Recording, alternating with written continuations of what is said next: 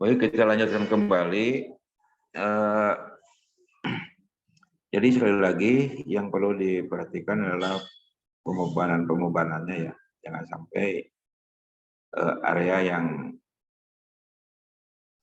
dilakukan pembongkaran itu dijadikan tempat penyimpanan atau penumpukan material dari hasil pembongkarannya. Kalaupun nanti akan dijadikan tempat pembongkaran, ya perlu dirancang dengan baik gitu ya. Karena itu yang sering menjadi masalah di lapangan gitu aja. Kalau kita melihat kejadian-kejadian amruknya satu bekisting gitu aja pada saat pelaksanaan konstruksi, nah itu akibat adanya kelebihan beban yang tidak direncanakan dari awal gitu aja. Nah, oleh karena itu sekali lagi mengenai pembebanan harap diperhatikan dengan baik gitu aja.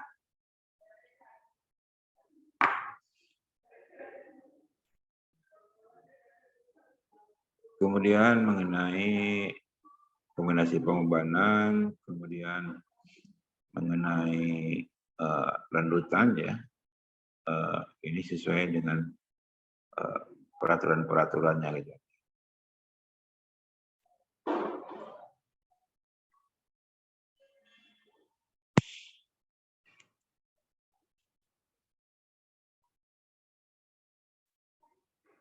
Nah ini tadi sudah disampaikan di awal bahwa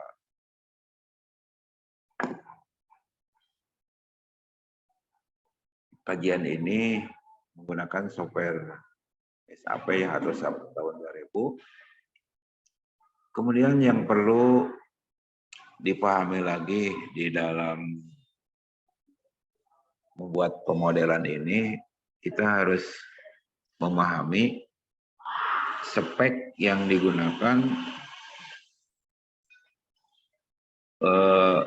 untuk bekistingnya ya. Jadi bekisting yang terpasang itu speknya seperti apa gitu kan ya. Nah, di dalam proyek ini jarak shoringnya ya, jadi 1,35 meter ya, baik untuk plat maupun untuk balok. Nah, jadi sekali lagi ini bukan menggunakan scaffolding ya. Kalau scaffolding kan lebarnya 1,2 meter dan panjangnya 1,8 meter gitu aja. Nah, ini kalau metode kungkang itu beda lagi gitu ya. Kemudian kalau kita menggunakan sistem shoring pakai PCH gitu aja, itu lain lagi gitu aja mengenai jarak-jarak shoringnya gitu aja. Nah itu saja yang perlu dipahami nantinya di dalam membuat pemodelannya mengenai spesifikasi shoring yang akan digunakan gitu.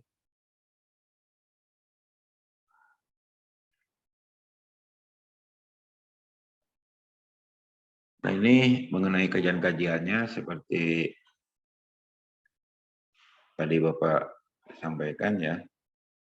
Jadi ini untuk satu lantai, umurnya yang dikaji adalah 2 hari yang ini. Ini baru satu lantai. Sementara kalau sudah 2 lantai, maka lantai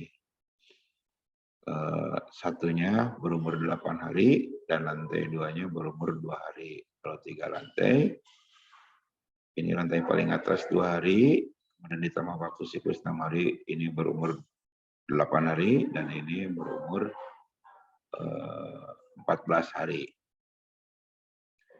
Kemudian kalau udah 4 lantai gitu aja, nah ini masing-masing berumur 2 hari untuk lantai yang paling atasnya. Kemudian lantai di bawahnya itu tinggal ditambah aja waktu siklus kan ya, waktu siklus.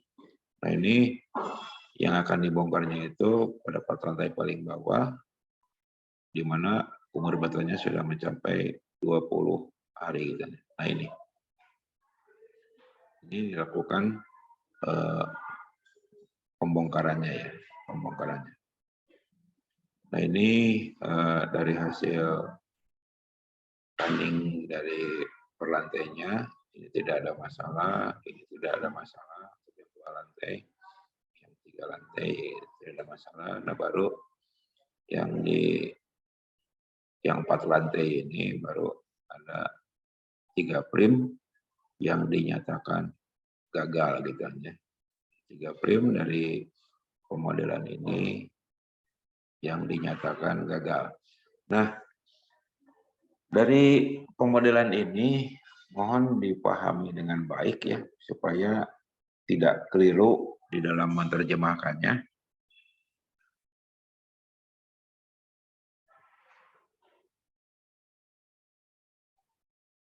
Di dalam menerjemahkannya supaya tidak keliru ya. Karena apa? Karena di justifikasi teknis ini tidak disampaikan mengenai sistem zona gitu aja. Sistem zona. Sekali lagi sistem zona di dalam kajian teknis ini tidak disampaikan. Kita tahu bahwa kalau membuat model satu bangunan utuh, maka umur betonnya akan bervariasi ya untuk di setiap zonanya. Apalagi kalau zonanya cukup banyak gitu kan ya. 2 zona aja akan berbeda umurnya itu selang antara pengecorannya itu 2 sampai 3 hari gitu kan ya. Nah oleh karena itu di dalam membuat model ya sebaiknya digunakan gitu aja per zona, atau kalau mau dibuat seragam ya digunakan aja pada saat berumur 2 hari aja gitu aja, sehingga nanti akan kelihatan gitu aja bagian mana yang tidak kuat gitu aja. Nah kalau kita ngeceknya misalkan di zona 4, kemudian pengecorannya berurutan ya dari zona 1, 2, 3, dan 4, kemudian kita yang ngeceknya itu di zona 4, berarti zona 1, 2, 3 sudah berumur lebih dari selang waktunya gitu aja. Karena selang waktu antara zona itu di proyek umumnya 2 sampai 3 hari ya. Kecuali kalau ada masalah di lapangan karena ada pembatasan jam kerja gitu aja. Nah ini biasanya per 1 hari gitu aja selang waktunya ya. Itu umumnya di lapangan ya kalau ada batasan mengenai jam kerja proyek gitu ya. Tapi kalau tidak ada batasan mengenai jam kerja proyek, itu sudah umum 2 atau 3 hari ya. Nah mungkin sebagai gambaran saja bahwa kenapa sih ada selang waktu itu. Nah itu sebagai gambaran untuk pemerataan sumber daya gitu aja.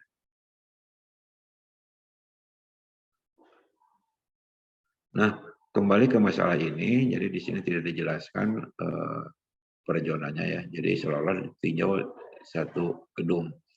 Bahkan perim-perim yang gagal juga tidak dijelaskan, itu betul-betul di zona yang terakhir atau di bagian yang mana gitu ya. Jadi tidak ada penjelasannya. Ini hanya untuk memberikan gambaran saja bahwa mutu betonnya atau umur betonnya seperti yang tadi disampaikan di awal gitu ya. Jadi 2 hari untuk yang lantai atas dan berturut-turut sesuai dengan waktu siklusnya dan sesuai dengan jumlah tingkatnya ya. Nah memang untuk pompa-pompa modern itu sudah umum menggunakan 3 tingkat pegisting gitu ya. Nah sebelum Bapak menyampaikan bagaimana meninjau dari perim-perim yang gagal ini, nah kita lihat dulu ya mengenai pegisting sistem kumkangnya supaya pemahamannya sama ya atau bayangannya sama untuk bisa memahami mengenai justifikasi teknis ini gitu kan ya. Dan ini juga mungkin sudah disampaikan di pertemuan awal ya, untuk apa namanya, memberikan gambaran bahwa sistem acuan perancah itu yang berkembang di proyek gitu kan ya, itu ada 3 sistem gitu kan ya. Ada sistem konvensional, semi sistem, dan yang berikutnya adalah sistem modern gitu kan ya. Nah, yang disampaikan di sini berkaitan dengan justifikasi teknis tadi itu adalah begisting yang modern ya. Sudah kelihatan di layar monitor?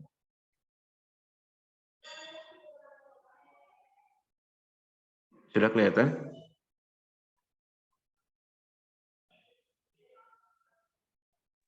Sudah, Pak. Sudah ya. Nah, ini ya diperhatikan aja ininya ya.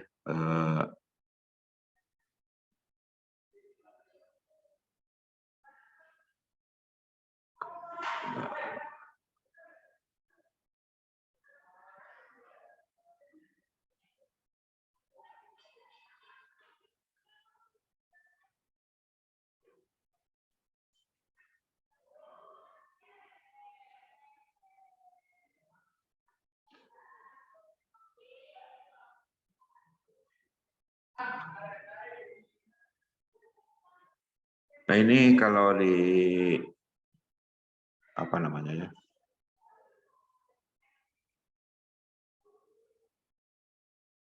Kalau gambaran apa namanya ya?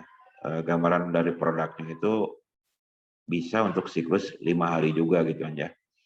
Tetapi pada kenyataannya di lapangan itu diterapkan siklusnya 6 hari ya. Jadi bukan 5 hari.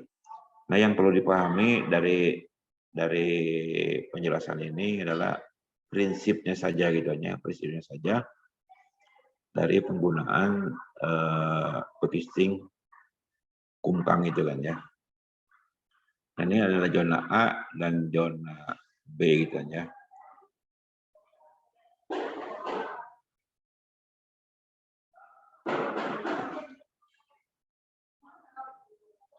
Nah, jadi di dalam pelaksanaan struktur bangunan gedung ya, dalam proses siklus konstruksi,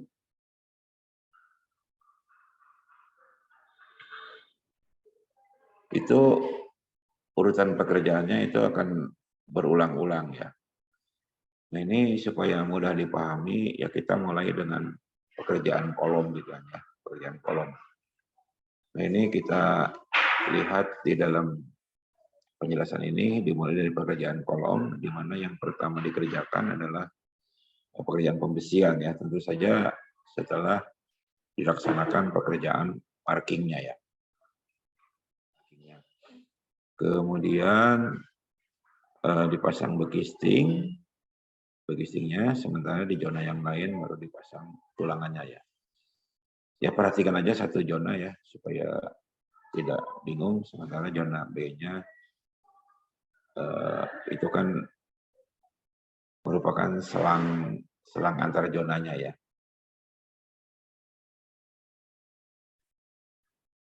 Nah, jadi setelah begisting kolom terpasang, kemudian dilanjutkan dengan begisting baloknya gitu ya. Balok dan plat lantai. Kemudian dicor ya. Kemudian setelah dicor, dilakukan lagi pemasangan tulangan kolomnya. Kemudian, nah ini yang perlu dipahami, cetakan-cetakannya di dalam sistem yang modern ini, karena ini terbuat dari aluminium ya, jadi bisa dibongkar pasang. Jadi yang tertinggal itu adalah hanya shoring-shoringnya aja ya. Jadi hanya sistem shoringnya aja yang tertinggal gitu kan ya. Nah, sementara cetakannya dipasang pada lantai di atasnya ya, baik untuk kolom maupun untuk balok dan lantai.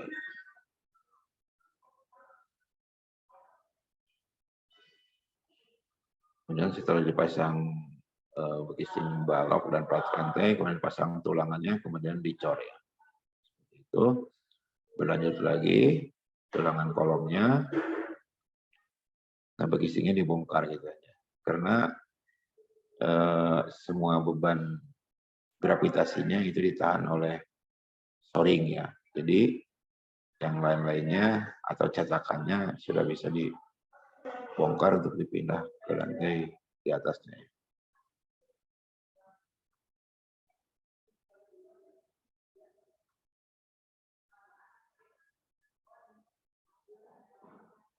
Nah, di sini coba diperhatikan yang lantai paling bawah itu mulai dibongkar ya.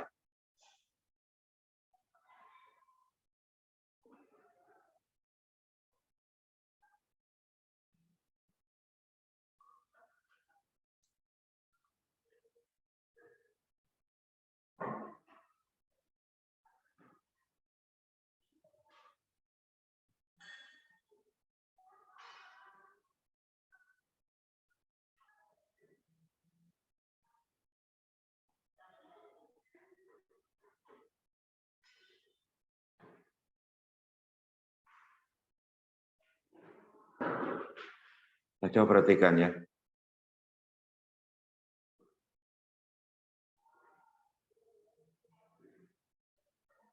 Jadi shoring-shoring ini karena menggunakan 3 tingkat casing, ini dibongkar dan dipindahkan ke lantai yang sedang dilaksanakannya. Nah, ini mungkin bisa screenshot Mas Sapri. Sudah?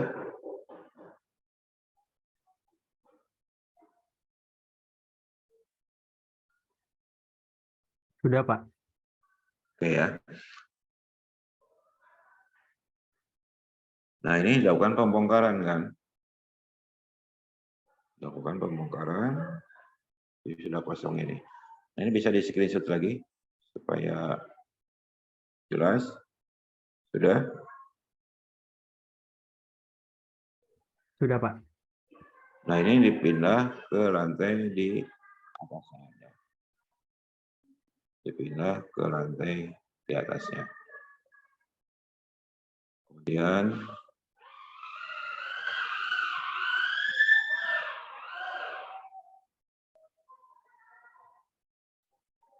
dilakukan pengecoran. Nah, di sini yang perlu dipahami oleh kita ya, kalau di penjelasan sebelum ini kan ya, penjelasan sebelum ini, jadi yang perlu dilakukan analisis itu adalah pada saat yang tadi itu dilakukan pembongkaran. Coba Bapak ulangi lagi supaya tidak bingung.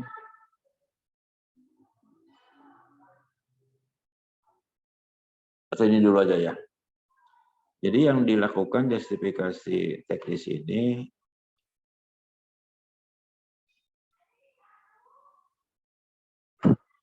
pada pembahasan tadi itu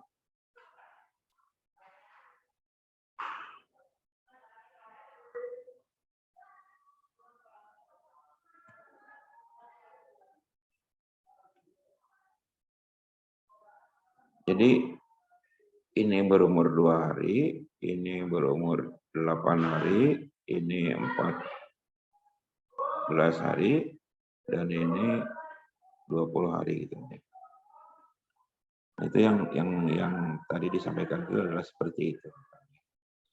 Nah, sementara yang disampaikan di teori-teori sebelumnya yaitu pada saat akan dilakukan pembongkaran gitu ya, karena di lantai atasnya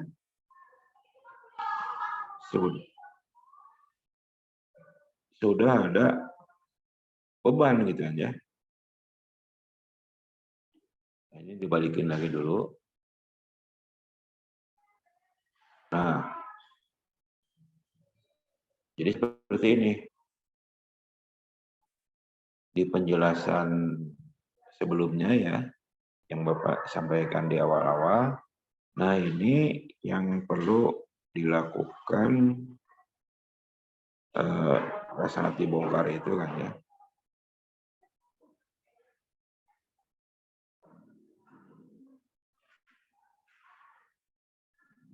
Apakah lantai ininya kuat atau tidak gitu. Karena di bagian ini setidak-tidaknya kan sudah ada orang-orang yang bekerja, kemudian sudah ada penumpukan material untuk bisa dilakukan pemasangan gitu ya. Nah ini hanya wawasan saja ya, silakan dikembangkan oleh Anda nantinya. Anda mau menggunakan analisisnya apakah yang disampaikan Bapak di awal atau hanya akan menjustifikasi di bagian yang ini. Tapi saran Bapak, dua-duanya memang perlu dilakukan analisis ya. Karena apa? Karena yang ini gitu ya, yang ini diperlukan untuk analisis saat pembongkaran di sininya ya. Apakah lantai yang paling bawah itu cukup kuat atau tidak gitu ya. Kemudian kalau yang berikutnya,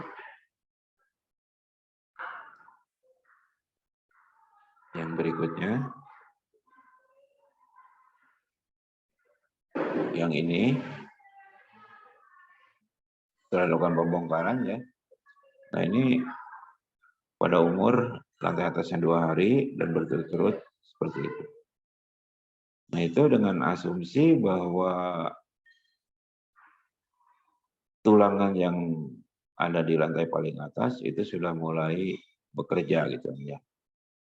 Nah mungkin nanti supaya lebih jelas saja mungkin minggu besok ya.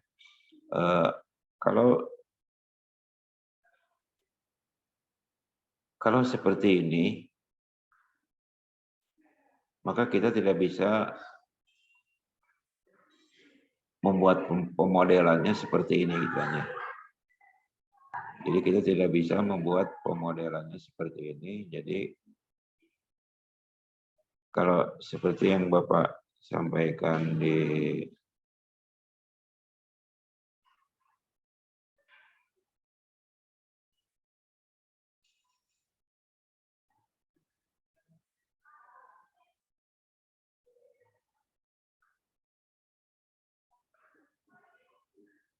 Nah, kita tidak bisa membuat pemodelan seperti ini. Karena apa? Karena lantai ininya, lantai yang paling atas kan betonnya beton muda kan ya. Beton muda yang baru akan dilakukan pengecoran. Jadi belum bisa dikatakan sebagai prim gitu kan ya. Makanya untuk lantai yang paling atas itu dimodelkan sebagai beban merata yang akan dibebankan kepada lantai ini, sepanjang lantai ini gitu. Itu yang disampaikan di materi Bapak yang di awal-awal. Nah, sekali lagi untuk bisa membedakan pemahamannya bahwa kajian ini jika struktur yang paling atasnya sudah berumur 2 hari gitu aja. Nah, itu untuk membedakan mengenai pemahamannya ya.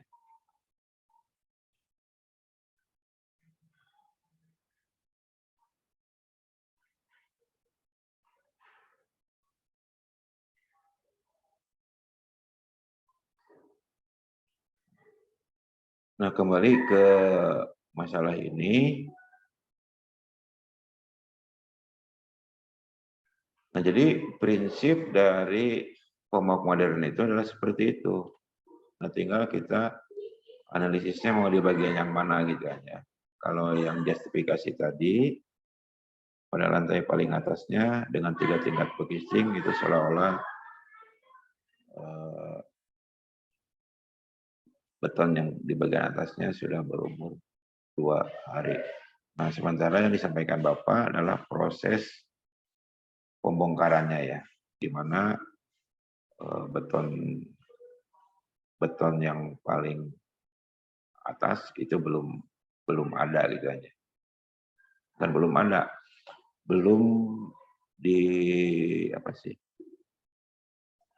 dimodelkan sebagai prim gitu aja, masih dianggap beban merata yang diterapkan pada lantai di bawahnya gitu aja. Kemudian yang disampaikan di pembahasan di awal-awal itu, Bapak mengkajinya 2 gitu aja, yaitu analisis untuk pengecoran lantainya termasuk balok. Kemudian yang keduanya adalah analisis untuk pembongkarannya ya. Nah, sementara yang di justifikasi teknis ini adalah untuk analisis pembongkarannya, tetapi betonnya yang di lantai paling atas sudah berumur 2 hari. Jadi hanya tinjauannya seperti itu saja.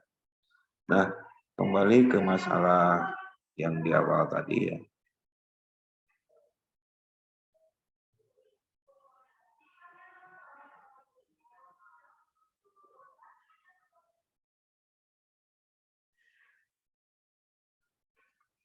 Yang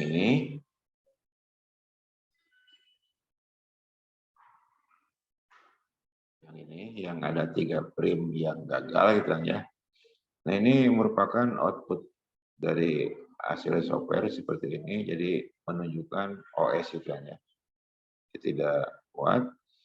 Kemudian sebagai pemahaman kita kan ya, pemahaman kita yang perlu dipahami dengan baik. Ini outputan dari hasil beban konstruksi kan ya. Jadi sekali lagi ini output hasil dari beban konstruksi. Nah, sementara gambar-gambar ini, gambar-gambar yang ditampilkan ini adalah output dari beban desainnya. Jelas beda kan ya? Jelas beda. Nah, itu yang perlu dipahami. Nah, bagaimana membandingkan analisis dan pelaksanaannya. Nah, kita melihat inputannya dulu, kemudian nanti dibandingkan dengan hasil dari desainnya ya. Nah, ini di dalam justifikasi teknis ini yang dicek adalah momen negatif, momen positif, dan lanjutannya pada prim balok yang tidak kuat gitu ya. Nah, ini diinputkan mengenai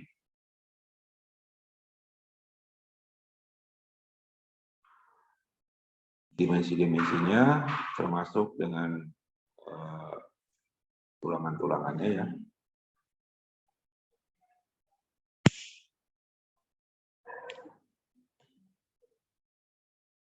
Sesuai dengan peraturannya ya. Dengan peraturannya. Nah, ini di sini disampaikan nominalnya sekian, ultimate sekian, berarti penampang sudah oke. Nah, dari kegagalan ini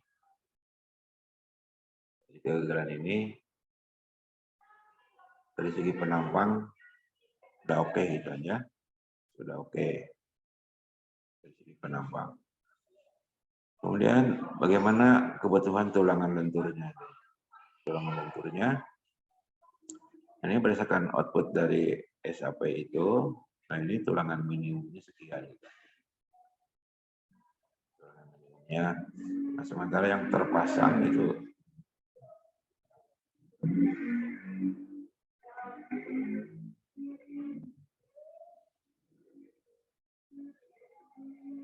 kan sekian.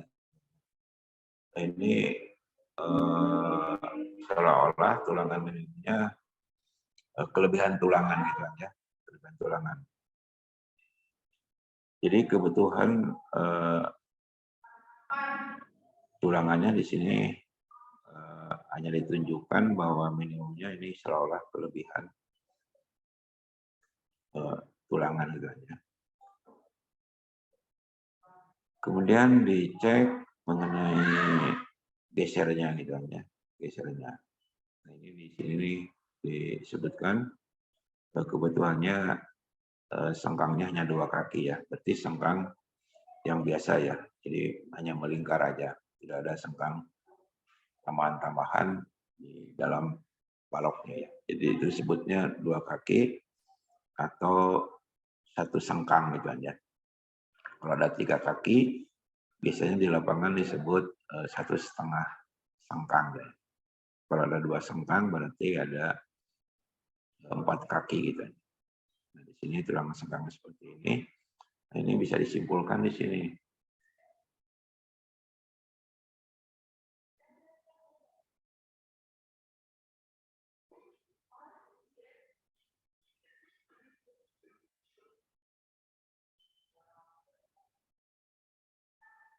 Nah, ini akibat beban konstruksi yang ini adalah hasil dari beban desain itu aja. Nah, ini yang perlu dipahami oleh kita gitu ya. Karena yang terpasang itu tentu saja sudah berdasarkan hasil perhitungan dari beban desain yang disajikan di dalam gambarnya ya. Nah, sementara output dari software itu yang sebelah kiri ya. Jadi kebutuhannya hanya 2 buah tulangan ya untuk masing-masing diameter 25 baik untuk tulangan tarik maupun tulangan tekannya. Bahwa gesernya pun jaraknya cukup jauh gitu ya. Cukup jauh. Sehingga bahwa prim tersebut memenuhi persyaratan ya. Kemudian untuk prim ini yang negatifnya, untuk yang positif dilakukan dengan cara yang sama ya, dicek ini penampangnya udah oke. Nah ini tulangan minimumnya memang kelihatan terlalu besar, jadi diletakkan over gitu.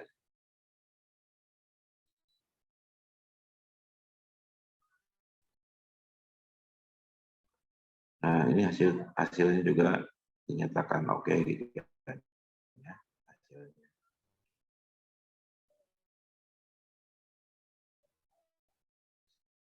Oke. Kemudian prim analisisnya.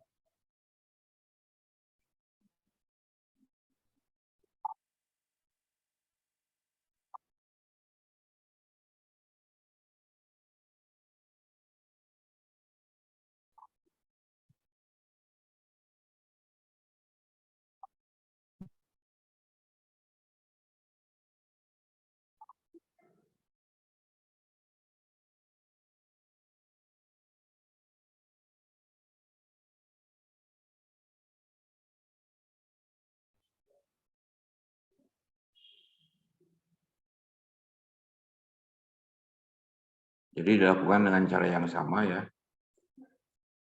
Untuk prim yang lainnya, ini hasilnya oke gitu ya. Karena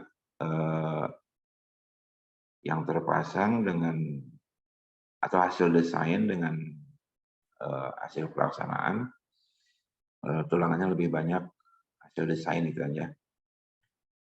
Untuk prim yang terakhir juga sama ini, karena ada 3 prim yang dinyatakan gagal, ini juga menunjukkan oke. eh, baik yang negatif maupun yang eh, positifnya gitu aja.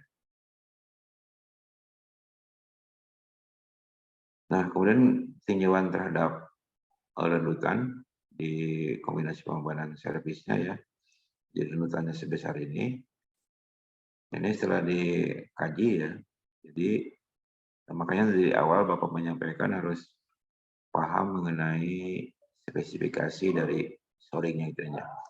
Nah, lanjutannya dari hasil output software itu 1,920 mm. Nah, sementara dari jarak antara shoring itu 1,35 meter ya. Jadi lanjutannya 3,76 mm. Berarti sini memenuhi persyaratan gitu. Persyaratan. Mungkin itu yang bisa Bapak sampaikan untuk pertemuan ini. Mudah-mudahan bisa kebayang gitu ya, kebayang dari hasil yang apa sih namanya ya, hasil yang diperoleh ya dari mata kuliah ini. Kalau teknisnya, bukan teknisnya,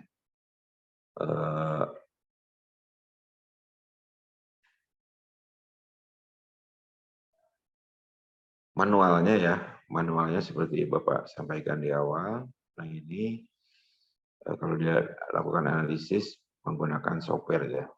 Nah mungkin untuk lebih apa namanya ya, memahami lagi ya mungkin di pertemuan luring pertemuan minggu depan ya, minggu depan kita akan mencoba untuk diskusi dengan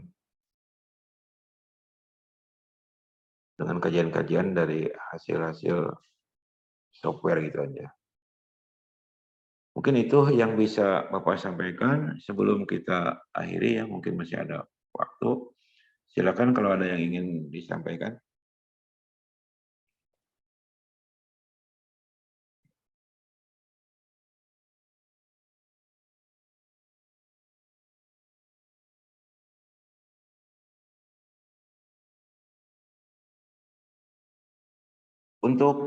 Untuk materi ini mungkin Bapak akan apa namanya ya,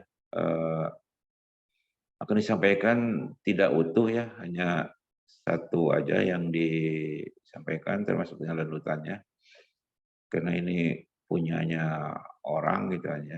Dan dulu juga Bapak diwanti-wanti, ya ini kan merupakan kemampuannya pribadi atau kemampuannya dari perusahaan untuk mengecek apa sih. Ini kan merupakan bagian metode juga kan ya, metode pelaksanaan. Ini hitungannya kitanya. Bukan metode pelaksanaan, metode konstruksi ya. Jadi metode konstruksi itu jelas ada hitungannya ya. Jadi ini cukup satu contoh aja ininya. Jadi Bapak akan berikan sebagai pemahaman. Nah jadi ini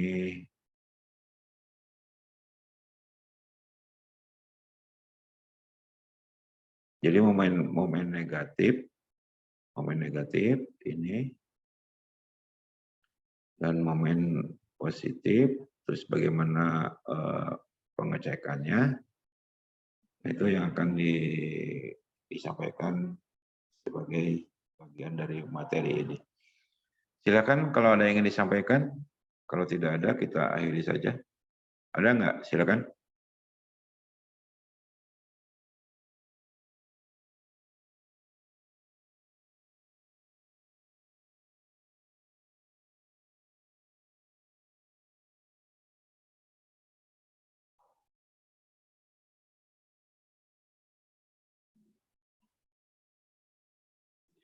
Mas Afri yang tidak hadir siapa Mas Afri?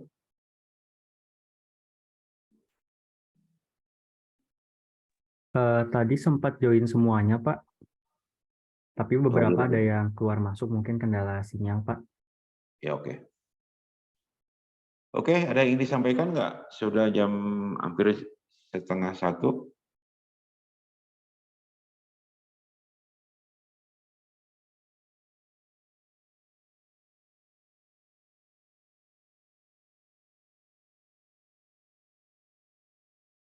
Apakah sudah cukup? Kalau sudah cukup, kita akhiri saja.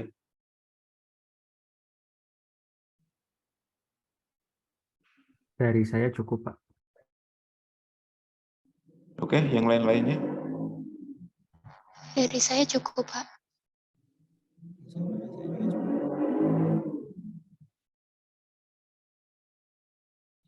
Oke, kalau sudah cukup ya, jadi Bapak akhiri saja perkuliahan hari ini.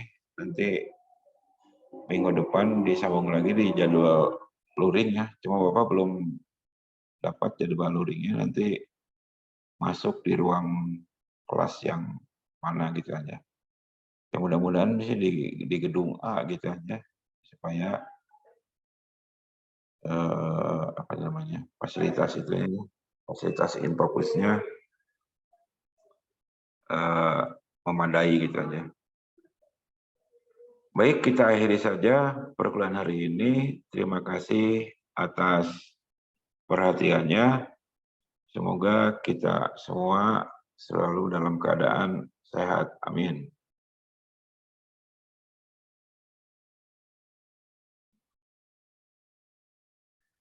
Silakan Mas Rafi di lab all aja. Oh ya, baik Pak. Terima kasih Pak. Ya, sama-sama.